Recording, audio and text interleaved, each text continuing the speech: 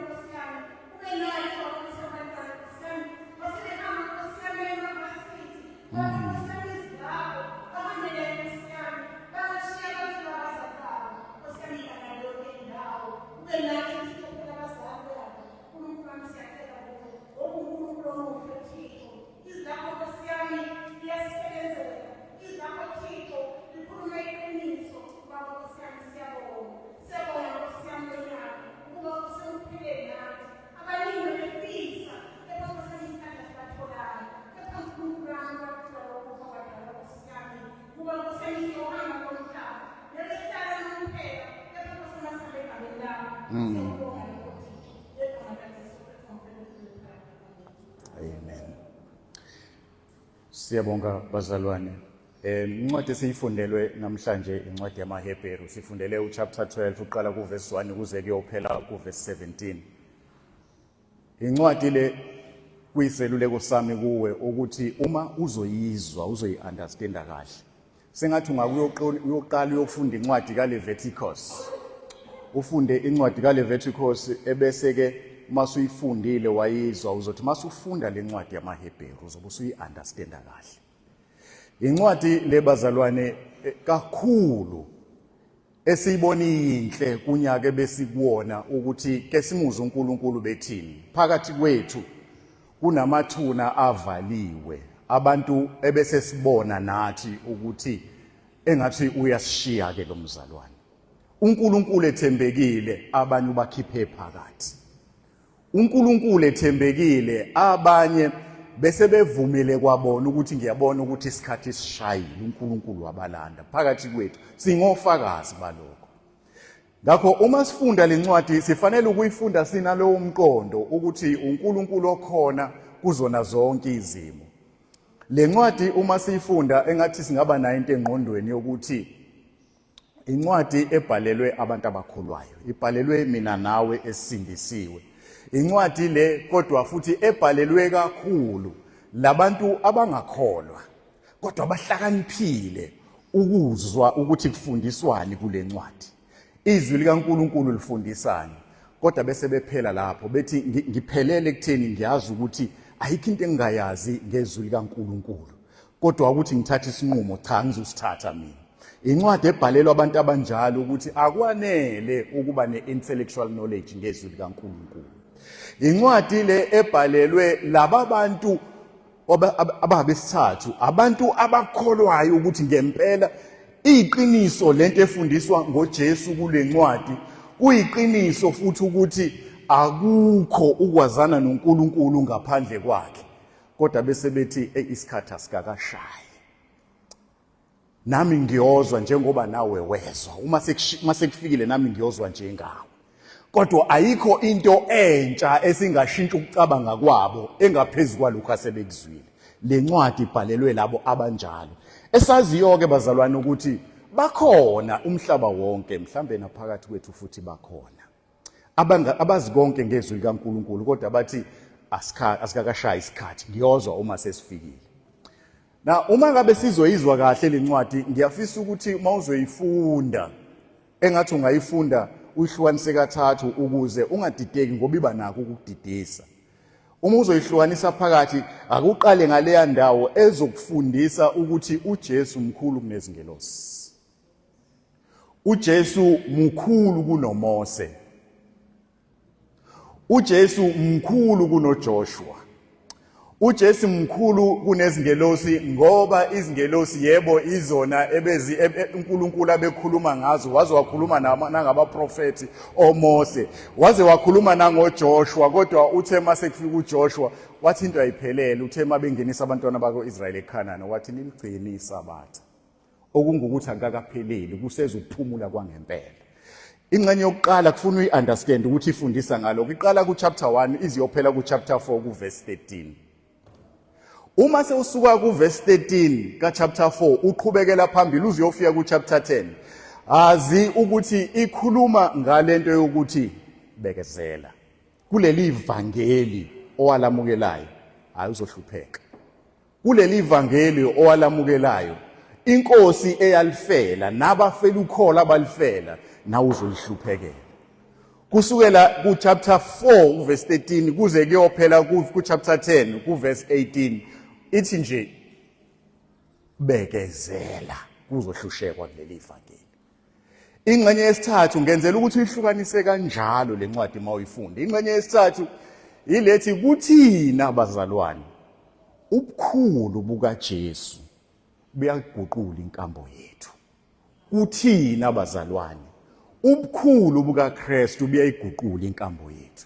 Uma bungayiguquli inkambo yakho ubukhulu bukaJesu, buza ukuthi imuphi lo Jesu wamamukelayo. Thina ke ekufundiseni kwethu bazalwane sizogxila kule ngxenye yesithathu. Lethi ubukhulu bukaKristu buyayiguqula inkambo yethu. Isifundo sethu lesi sika chapter 12 sakhelwe kakhulu kuleyo. Sizobona ke bazalwane, sizobona lezi zinto ezithi kunzima mawusindisiwe. Angikhuluma ukholwa, kunzima mawusindisiwe bazalwane. Uyahlaseleka. Uhlaseleka ngaphandle, uhlaseleke emndenini, uhlaseleke ngaphakathi ebandleni. Sekwenzekile lokho, bekezela. Yima kulolu uhambo, ungaguquki, ungasuki ngoba khona bakubhekile abazosindiswa ngokubekezela kwakho. Okwesibili sizokubona okungokugcina ilokho ukuthi sinikezwe lamathulusi okuwona zokwenza ukuthi sibekezele thina for our own sake, ebese sibekezelela laba abangakasindiswa abazosindiswa ukuze babone ukuthi kuyahambeka. Ebese kodwa saziswa ukuthi uma singakwenzi lokho ukona ngenhloso sewulizwile iqiniso wangakwenza lokho, hey kune penalty enzima uNkulunkulu ayibekele umuntu onjalo uma ethi ungumzalwane. Asifundeke bazalwane, sithe ukufunda kwethu sizoqala ku verse 12 siphele ku verse 17. Incwadi esiyifundayo ithe ngakho ke qinisani izandla ezibuthakathaka namadolo axegayo, nizenzele izinyawo zenu izindlela eziqondileyo ukuze okuqhugayo kungaphinyizeki kunalokho kuphiliswe. Nina ke phokophelana ukuthula nabo bonke kanye nokungcweliswa. Ongenakho akasoza ibona inkosi. Qaphelisisani ukuba kungabikho osilelayo emseni kaNkulunkulu, funa kumila impande yimbe babayo indunge abaningi bangcole ngenxa yayo. Mangingabikho umuntu oxegelwa isimilo kumbe odumazayo njengo-Esau owathengisa ngobuzibulo bakhe ngesidle esisodwa nje. Niyazi ukuthi kamuva esethanda ukudla ifa lwesibusiso waliwa akabe esalithola ithuba lokuphenduka nakuba ayesekufunisisa ngezinyembezi. Now lento isibuyisela evesi kwipoint lesilokuqala esithe sizolibheka kepha ngamhlamba ukuthi silibheke leli point lokuqala ngicela ubambe lesi sihloko. Isihloko sethu sanamhlanje sithi ake uliphile leli qiniso owalamukela. Iqiniso owalamukele levangeli ngithi. Ake uliphileke leli qiniso owalamukela. Ungagcini njengokuliphila lisabalalise. Leli qiniso levangeli owalamukelayo lisabalalise. Ungathi nje uyalisabalalisa, lisabalalise ngenhloso yokuzuzela abanye enkosini. Liphile leli qiniso owalamukelayo elivangeli. Liphile kodwa bese uyalisabalalisa. Ungagcini nje ngokuthi uyalisabalalisa, lisabalalise ngenhloso yokuzuzela abanye enkosini. Isihloko sethu sokuqala, isihloko sethu sokusisho kanjalo, kodwa iphuzwana lethi lithi ke hlala kuqine kulokho. Buka lamavesi amabili okuqala kule ncwadi esiyifundile. Athi ngakho ke qinisani izandla zenu ezibuthakathaka namadola axegayo. Nizenzele izinyawo zenu izindlela eziqondileyo ukuze oqhukayo ungaphinyizeki kunalokho kuphiliswe. Ake ubambe la. Ngalesi sikhathi lencwadi ebhalwe amaHebheru bekunokuhlushwa kakhulu kwabazalwane. Bebehlushelwa ivangeli ukuthi leli ivangeli enilamukelile eliwuKristu okokuqala amaJuda wona bethi alanele uma ningenawo umthetho phakathi kulona. Bambani umthetho ebese nibamba nalo Kristu nikuhlanganise nizobe senazana noNkulunkulu ngeqiniso. Kuhambe kwahamba wona amaJuda nenkolo yawo yobuJuda ahlukana phakathi. Kwase kuba khona athi no siyamvuma lo Jesu ukuthi unguye. Kodwa lo Jesu akasiye uNkulunkulu njengoba nithi ninunguNkulunkulu. Uyingenye nje yezingelosi, ungenye nje yeminye yemoya uNkulunkulu azambula ngayo. Athe uma ngabe sesho kanjalo lawa amaJuda abekhona nawo kwiJudaism asethi bambani lento yenzani kanje.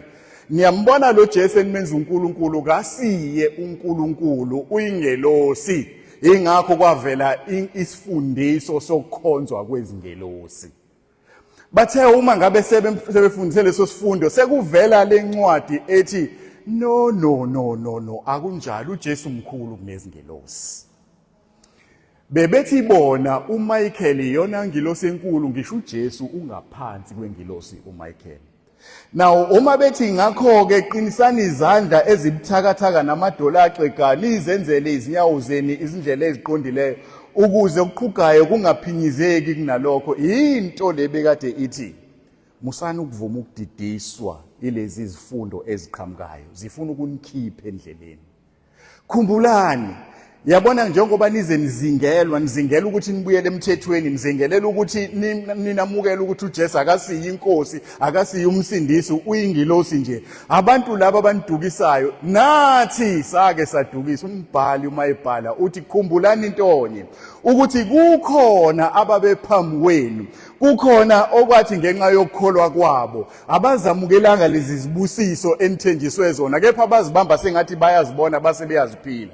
Uchapter 11 uyababala labo. Ubala uAbel uthi uAbel wanikela ngokukholwa, wanikela umnikelo owamukelekayo kunoKhayini okwaba kuhle emehlweni kaNkulunkulu. uEnoch ngenxa yokulunga akafanga, uNkulunkulu wamletha kuye ngoba wayelungile. uNoah ngenxa yokukholwa kwathiwa kuzoba nozamcolo lingakaze linina kanye emhlabeni ever, wakholwa ukuthi lizona kuzoba nozamcolo, kukhona abantu abazofa. uNkulunkulu uthi waba ngokuqala okholwayo, waba ulibo lokuqala kwabakholwayo ngenxa yokukholwa okushiwo uNkulunkulu. uAbraham kwathi waphuma ezweni lakini uye lapho ungazikhona, wahamba wayogogobala, wazwagogobala ngisho nabantwana bakhe, egogobala nabantwana bakhe eya entweni angayazi kwayilelizwe kuthiwa lizoba ifa lakhe. Wathola ukuthi akamukelekile nakulona, uhlele ematendeni kulona, kodwa wahlala kulo.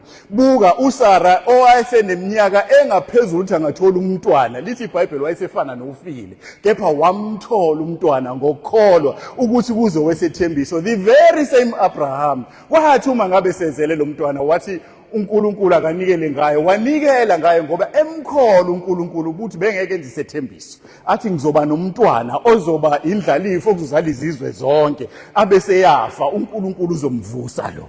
Wanikela ngayo nebala uNkulunkulu wamvusa ngoba kanikelanga, wabona inqama imi phambi kwakhe. Ibalwe into eyenzekile kuze kubalwe nokuthi singabuye sibale thini. Ziningi izinto esingazibala. Ebesithi ke uma ufika ku chapter 29 verse 39 ka chapter 11 ithi bonke labo esibabalile banconyiwe ngokukholwa, nokho abasizuzanga isethembiso ngokuba uNkulunkulu wayesibonele ukuhle thina kunalokho ukuze bangapheleliswa ngaphandle kwethu. Now sithi unyaka ubunzima, sidlule ezinhluphekweni, uthi uNkulunkulu no, don't worry, ngisanilindile ukuthi nifike nizoba sebukhoneni bami. Bonke laba badlula kulezo zinto. Kule ncwadi eseyifundela kusuka kuverse 1 wakhona uthi uverse 1 uma ngabe seqala wale ncwadi ke seyifundayo uthi ngakho ke nathi njengalokhu sesizwile ngalaba nathi sizungezwe yife elikhulu okuyibo laba bafa bafela lolu kholo, okuyibo labo kuyibona abasikhuthazayo bethi ningadangali noma unyaka bewunzima ningadangali, yibo abasikhuthazayo. Ngakho ke nathi njengoba lisizungezile leli fe lingaka asingadangali, sibhekile kuJesu ongumqalisi wayo yonke lendlela nomphelelisi wokukholwa kwethu, noma siyakholwa kungenxa ukuthi sabukela kuye, okuthe ngenxa yentokozo yokwazi ukuthi uzosindiswa, ngenxa yokwazi ukuthi uzosindiswa, ngenxa yokwazi ukuthi uzosindiswa wathi kulungile noma ngadelelwa noma ngabethelwe esiphambanweni kulungile ngoba kulento ezokwenziwa kimi kunalemphefumulo ezosindiswa. Now uma kungukuthi ngenxa yakho nami wathi kulungile ukuthi ngilenge esiphambanweni, sizogive uphelani thina? Namhlanje uye ohleze esandleni sobunene sikaNkulunkulu, uye othi wozani bantu bami, bafo Stefani bakhandwa ngamatshe. uIsaya wasikwa ngesaha wanqanyulwa phakathi, uPetro wabhekiswa phansi ebulawa webethelwe emthini. Kodwa bamile namhlanje bathi wozani. Thina sizoyekelani ngenxa yokuthi imndeni ayisifuni? Sizoyekelani ngenxa yokuthi kuthiwa sishumayela ivangeli okungelona? Asibophe inkalo zethu siqhubeke. Now asiyibuke ithi ke tona hlalani niqinile kulolu hambe nelihambayo. Ngicela ukuthi silifundeke nawe leli verse, uverse 12. Yabona uverse 12 methi ngakho qinisani izandla ezibuthakathaka namadola axegayo. Into longafuna ukuthi uyithathe kalula ithi njenge athlete bathi abanye umgijimi, kodwa akuyena umgijimi. Ngithanda ukuthi mina umdlali wama sports ngoba neboxer li-athlete, no long jumper i-athlete, nogijimayo i-athlete. Uthi njenga nomgijimi, njenga neboxer, njenga nelong jumper, njenge athlete etraineke kahle, uma uzwa lezi izinto ake uvele kubuya amandla kuwe. Yabona umuntu ogijimayo uyazi ubaba mazibuko, kuba nezikhathi la ngathi ingalo zingalenga khona ngoba amandla aphelile. Kodwa uma uzwa lento ukuthi kukhona abafa abanqanyulwa phakathi, kukhona ababethelwa ngenxa yalokhu, kukhona abanqunywa, oJakobe banqunywa ngenxa yaleli ivangeli. Uma uzwa lezi zinto awavuka amandla uthi angeke mina ngize ngiyekiswe nje ukuthi bathi ekhaya ngiwusindisiwe, abantu abadala sebamadlozi, sengiyilona emndenini, ngiyayiyeka lento ukuze ngibhilonge emndenini. Uthi uma uzwa lokho, uzwa ukuthi uJesu wathi ngenxa yokusindiswa kwami athi ngcono ngithelwe ngehlazo, ngihlanjalazwe, ngithukwe, ngibulawe ngokufa kwehlazo lesiphambano. Wathi anginandaba ngoba kuzosindiswa lo mntwana. Uma ngizwa lokho pho ngizoyekelani mina? Ithi lento uma sibuka wonke unyaka esiuhambile, asithi masibuka ubunzima bawo, inhlaselo esihlangabezana ngenxa yevangeli, awabuya amandla sithi never, I will never give up, ngoba ka give upanga owanisindisa.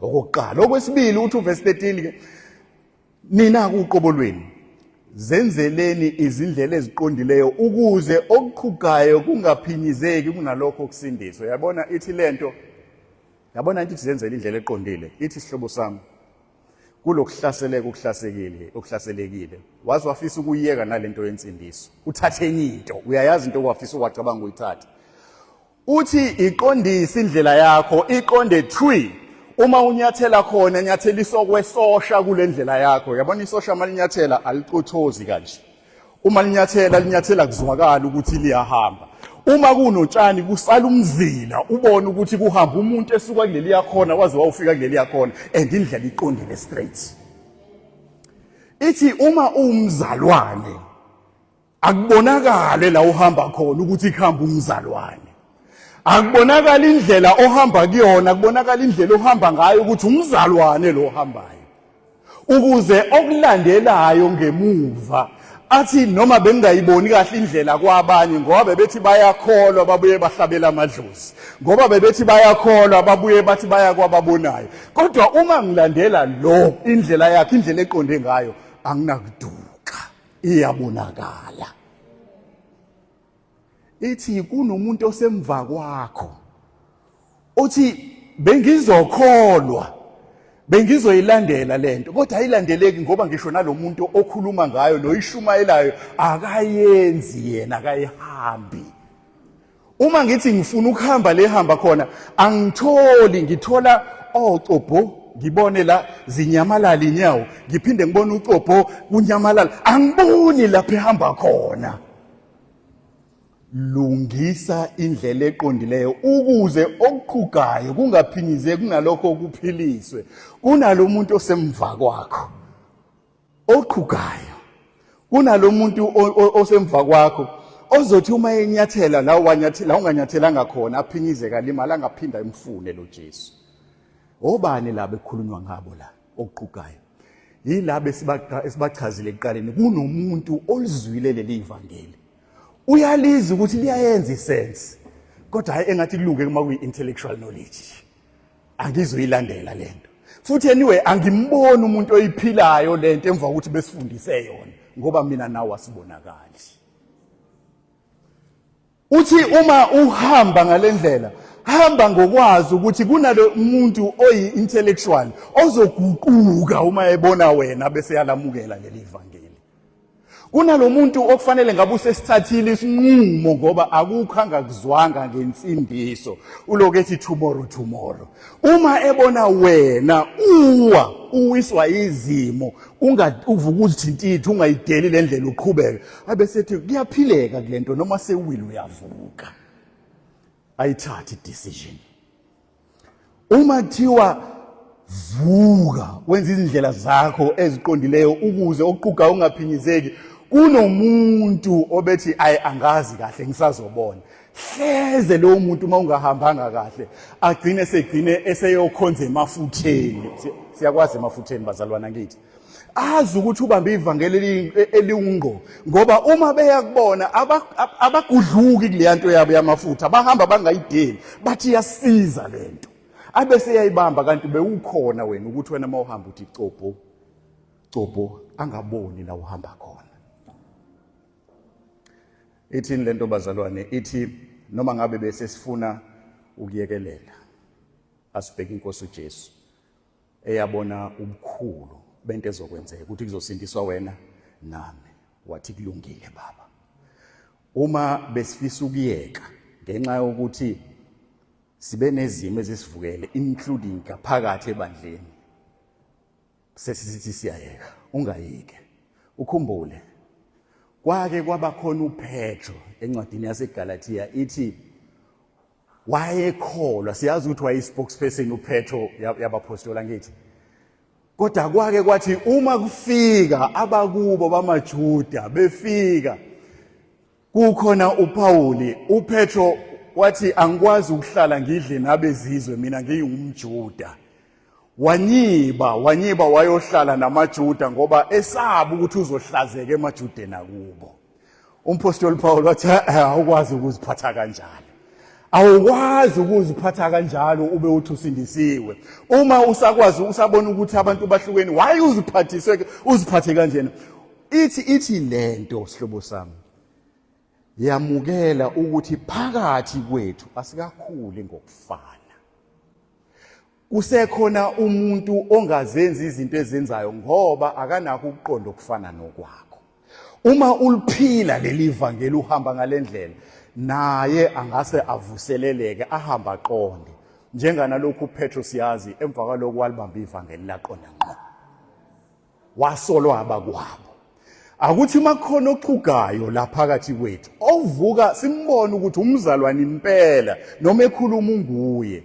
Kodwa kunezinto esingaziqondi azenzayo. Qonda wena. Ungagwegwikane naye. Qonda wena ukuze abuyisele. Uthi noma uyokhuluma naye athi ngiyambona uhamba ngokuqonda. Lento bazalwane isifundisa ukuthi asilithembe izwi likaNkuluNkulu noma ngingathembisi. Iphuzu lesibili nephuzu ekuzoba elokugcina ilele lisifundisa into yokuthi sinikwa amathuluzi okukwenza lokho. Kodwa uma singezuwasebenzisa ebese siphila ngokuthanda kwethu kunesijezi sesikhulu lokho. Sizobona lamavesi kusukela ku14 kuya ku17. Yiwo azosinikeza leyo nto.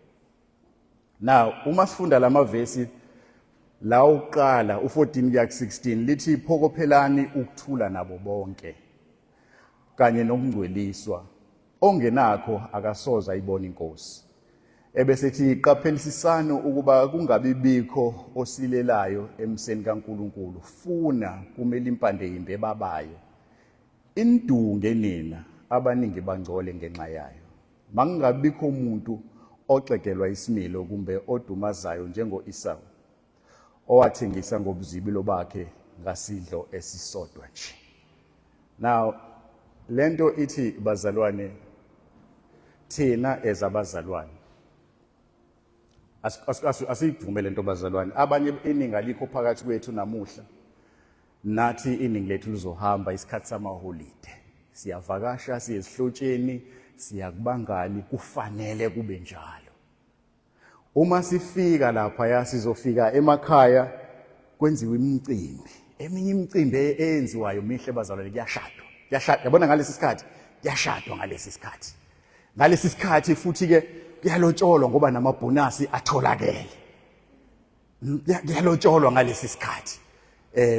Kuhanjiswa amatshali kuyembeswa. Angithi bazalwane kunjalo isikhathi leso esihlotsheni nje la siyakhona kunemicimbi enjalo nje sizodla nje sizosutha ngoba kunjalo. Kodwa buka lamavesi ukuthi athini. Athi lamavesi phokophelela ukuthula nabo bonke abanye nokungcweliswa ongenakho akasoza ayibona inkosi. Qaphelisisa ukuba kungabibikho osalelayo emseni kaNkuluNkulu funa kumele impande embi ebabayo. Now le mpande mayibaba ayigcini njengokubaba iyangcolisa nani. Ebese mangingabikho umuntu oxegelwa isimilo kumbe odumaza njengo-Esau seyasho ukuthi u-Esau wadayisa ngobuzibulo bakhe. Iyithuluzi kanjani lento bazalwane. Uverse 14 uthi phokophelani ukuthi nifuna ukuthula ipeace nokungcweliswa nifuna ukuthula nabo bonke. Now angithi thina singcwele bazalwane. Angithi thina singcwelisiwe. Uma sifika lapha kuhlatshiwe lapha. Kuhlatshiwe la ngoba kuyalotsholwa la kuyalotsholwa. Kuhlatshiwe la ngoba kwenziwa umcimbi la ekhaya. Ebese sithini thina ngoba sindisiwe. Sithini thina bazalwane. Angisezungena ngoba kuhlatshiwe la kwabizwa noma yini ebiziwe la ekhaya. Angithi bazalwane kunjalo angithi. Angisezungena ngoba kwenziwe kanjalo. Unyaka wonke bekungaziwa ukuthi ngumzalwane uzoba umzalwane one day ngoba kuhlatshiwe la ekhaya. Besikubona ubusibona sihlale nawo awukazi usitshela ukuthi kunezinto ongasazenzi. Kuzothi ngalolu suku ufikile wena oshilo wathi usivakashela sikumemanga uthe usivakashele ngoba maholide. Uma usukhona uzositshela ukuthi awusangeni ngoba kuhlatshiwe la ekhaya. Seyizobazalwane lento ngiyazi ukuthi iyahlaba le. Uma sifunda izwi likaNkuluNkulu u1 Corinthians 8 asizumvula yomfunda ekhaya uverse 7 empeleni uverse 1 uthi ulwazi luyakhukhumeza ngithi ebesithi kodwa uthando luyakha. This is your chance yokuthi uzoveza uthando kulabantu kulento abayibambile. Bahlabile labantu babiza izinto abangazazi nabo nokuthi zikhona yini. Uyichance yokuthi uveze uthando ukuthi njengoba ningazi angizenzi lezi zinto. Yazi ngiyafisa ukuthi nani ke nimuzwe lo Jesu ohlukanisa umuntu namadlozi. Ke nimuzwe lo Jesu ohlukanisa umuntu namanye ama-altare. Eke nimbambe lo Jesu kodwa ngizohlala nani. La sohlukana khona uma seniya lapha e-altare lenu ningixolela ngizokuya but ngizohlala nani. Uzwashe lezitshe eziwashwa la ekhaya. Ukline lo clean oklinwa la egcekeni. Kodwa ngoba wena awuzuye altare labo. Ungasho ukuthi angisangeni. Wenze njani uthi ngigcina ipeace nalabahlobo bami engiye kubona.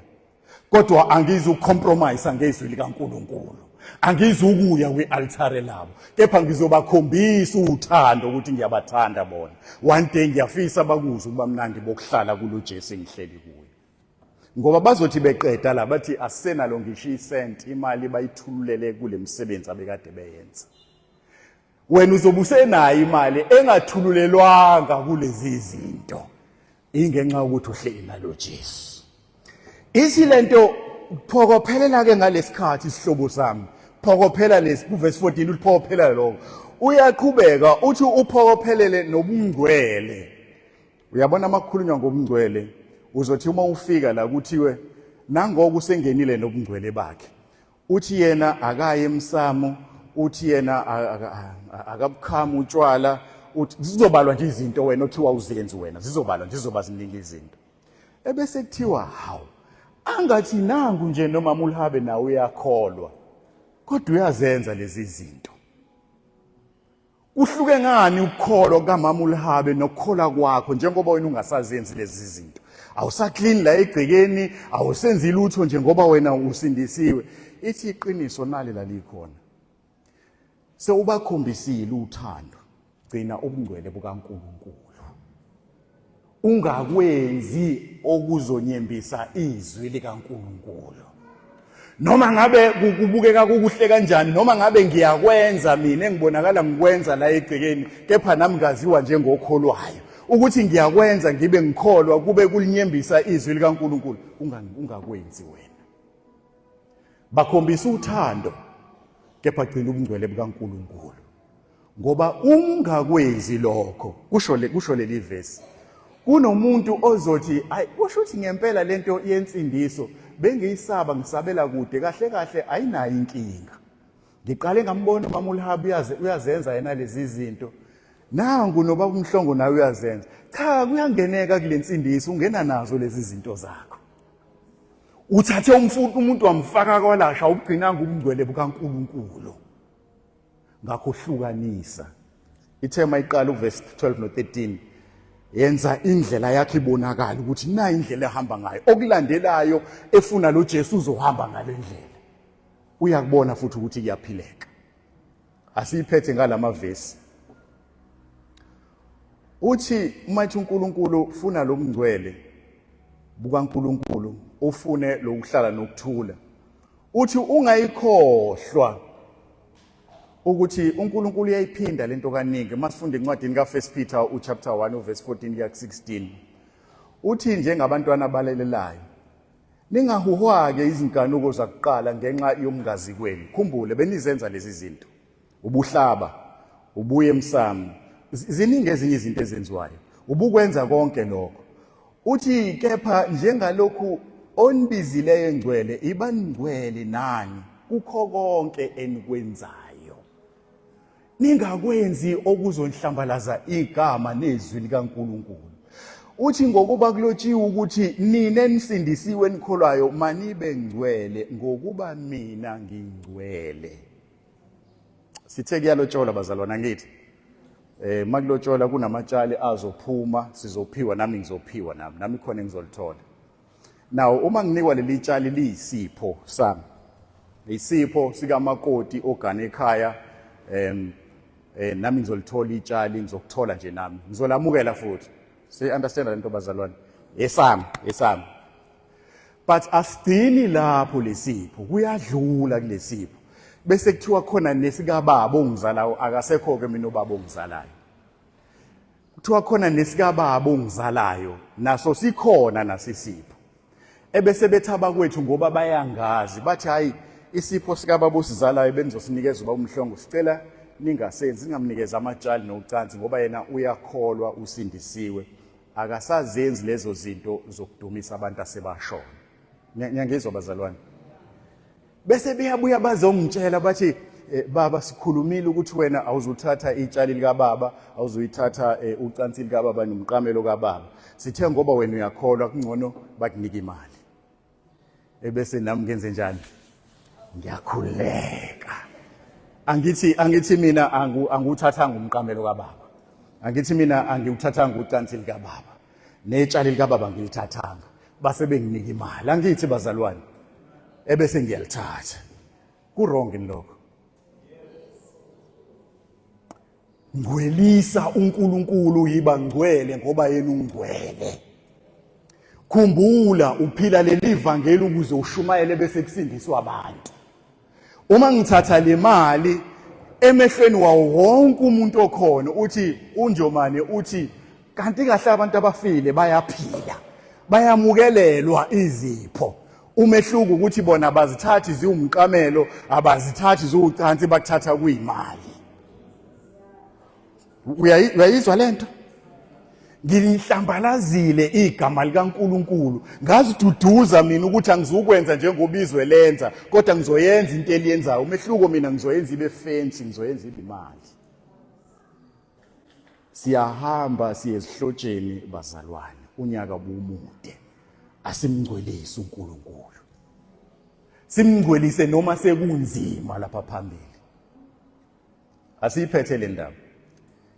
Lento ithi uNkulunkulu usinikeze leli thuluzi ukuthi asibheke ukungcweliswa kwegama lakhe, asibheke ukuthula nabo bantu. Ithuluzi esinikeziwe lokuthi ivangeli silisabalalise. Uthi singaphindiseli, singaloku siarguisha, kepha siveze uNkulunkulu. Ithuluzi lesibili ilele silithola ku verse 15. Uthi verse 15, qaphelisani ukuba kungabe bikho osilelayo emseni kaNkulunkulu, funa kumila impande embi ebabayo, indunge abaningi bangcole ngenxa yayo. Now sikhulumile lento yeJudaism bazalwane, siyivezile ukuthi lento yeJudaism ibithi thathani nale nkolo yomthetho, thathani nomthetho niwuxube noKristu, nizoba right phambi kaNkulunkulu. Bebedukiswa kanjalo. Ekwase kuvela le yezingelosi ukuthi izingelosi izona ezisondeza kuNkulunkulu. Bekuyiqiniso leli bazalwana, amaJuda lawa ahambile ahlala lapha, abafundayo bathi lapha ngaku-Dead Sea, bezibiza ngama-Qumran, kuyibona abenza lento yokuthi izingelosi izona ezinkulu, zinkulu kunoKristu. Now uthi ke qaphelisani ukuba kungabikho osilelayo emseni kaNkulunkulu, funa kumele impando yimbe ebabayo idunga abaningi bangcole. Now asiyithathe lento siyisondeze kuthina bazalwane. Sisesikhathini bazalwane. Isikhathi esibi la sikhona, sisesikhathini la kuthiwa khona ukhona yini ogulayo phakathi kwenu.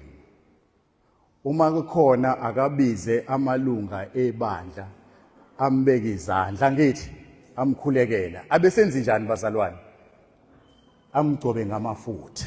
Angithi bazalwane, sikuleso sikhathi manje kusezwini la kusho khona kanjalo. Ebese kuvela lamafutha esiwabonayo akhona ezinkonzweni. Lamafutha asetshenziswa kusukela ekutheni vele uNkulunkulu uyayivuma lento isezwini likaNkulunkulu. Angishaye abantu bamafutha, kodwa ngithi asiyicacise. Ukugcoba ngamafutha bekuyi-medical, bekuyi-medicine ngalesikhathi ukuhlikihla umuntu, njengoba nanamhlanje siyaba massage abantu.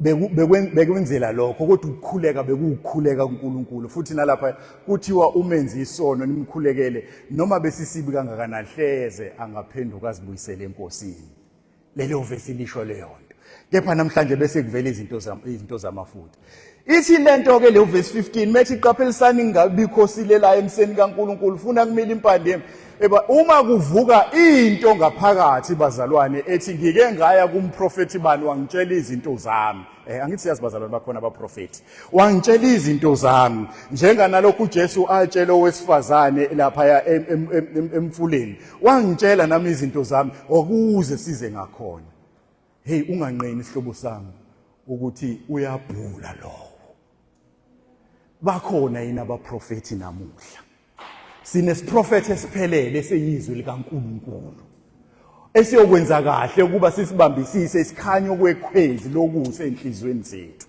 asikho esinye isiprofeti uma evuka ngaphakathi lowo muntu mina kanye nawe asikhulume naye kahle umzalwane okhona la ngaphakathi sikhumbule sithele incwadi ibhalela abazalwane ibhalelwe nabangakholwayo ibhalelwe nabangabi convinced sikhuluma ngothi ungumzalwane kodwa usakholelwa ukuthi bakhona abaprofeti sikhuluma ngomuntu onguthi ungumzalwane kodwa usaya ko-consulta ziningi izinto ezingavuka phakathi endlini kaNkulunkulu ezingahambisani nezwi likaNkulunkulu uma sibona lezo zinto ithi njengoba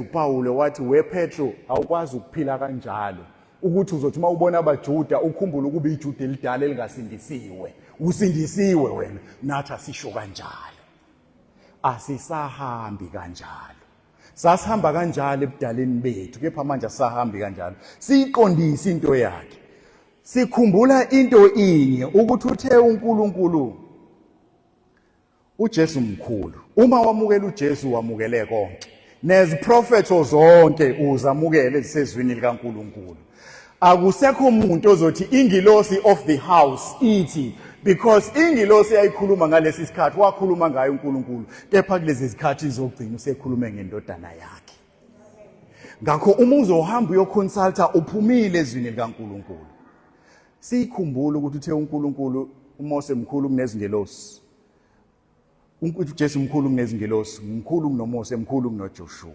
ngakho asizuvuma ukuthi wenze njalo bona bathi uma ngabe kwenzeka bayinipha on the body lento bathi asizuvuma nokuthi iqale lento yenzeke la ngaphakathi now ithini lento kuthina abazalwane ithi njoba sizohamba abanye abekho sithe mangiqala ngathi ngiyanibingelela abadobi babantu abanye bayadoba manje umehluko ukuthi abadobele evangelini leqiniso nizohamba nibadobele evangelini leqiniso bazalwane nizovangela ngokuhlala nabo abangakholwayo nizovangela ngokuhlala nemndeni ikhombisa uthando kepha ningazivuma ezinye izinto abazenzayo kunganiphathi kanjalo uma nenza kanjalo ninipha phezulu ukuthi ingaqhubeki uma bekunomuntu okhona la uyakhona okuthiwa na uyakholwa kanti uxubile ungaxubi njengaye ukuze naye abone ukuthi mina izwi likaNkulunkulu ngiyalixuba ngiyacocoma akubonakali la ngihamba khona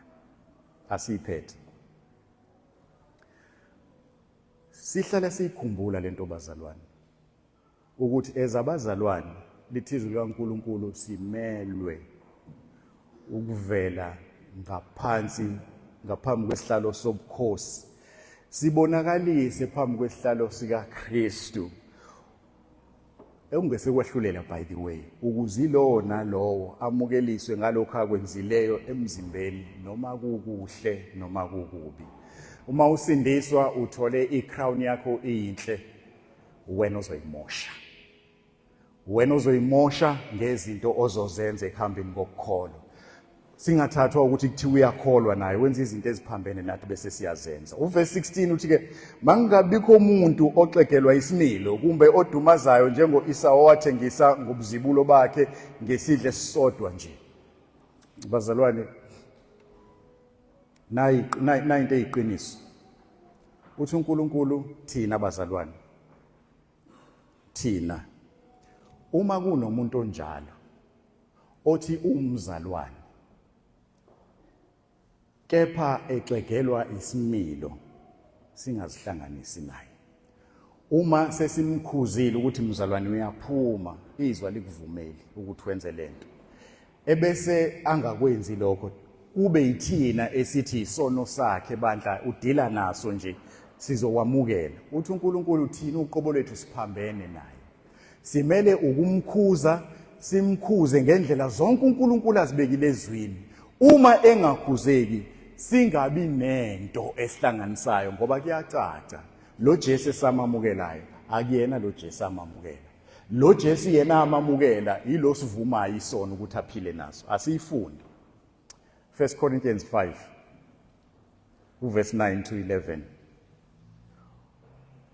Umpostoli Paul ubhalela ibandla labaseKorinte ekhuza yona lento, uthi encwadini yami nganibhalela ukuthi ningahlangani kuleli Bhayibheli lami lithi ningahlangani nezifebe. Abeso ethi angisho nje izifebe zakulelizwe, angisho abangakholwayo noma abahahayo noma abaphangi noma abakhonza izithombe, ngokuba uma kunjalo kungamele niphume ezweni. Lento ithi akakhulumi ngomuntu olapha ngaphandle okwenza oxegelwa isimilo lapha ngaphandle, akakhulumi ngomuntu ohahayo lapha ngaphandle ukuthi ungazihlanganisi naye. Yiya kuyena ukuze umbizele enkosini lowo inkosi yamfuna, hamba uyovangela kuyena, hamba uyoshumayela kuyena. Useyasho ukuthi uthi kepha engikhuluma ngabo, kepha manje ngibhalele ukuthi ukuba ningazibandakanyi nomuntu obizwa ngokuthi ungumzalwane. Ngikhuluma ngomuntu ophakathi kwenu othi ungumzalwane, angikhulumi ngomuntu ongakholwayo. Umuntu ophakathi kwenu othi ungumzalwane kodwa ebe eyisifebe, noma ohahayo noma okhonza izithombe noma othuka inhlamba noma oyisidakwa noma ongumphangi, ningalokuthi nidle nomuntu onjalo. Now ithini lento bazalwane? Ithi uma umama uLhabe ngifica lapha ya ngithi ngumzalwane, nginconywa lapha la ngikhona ukuthi ngumzalwane oright,ogrand, ounderstandayo, owenza zonke izinto ezenziwayo lapha ngaphandle. Ningikhuze, angikhuze naye, ningakhuzeki.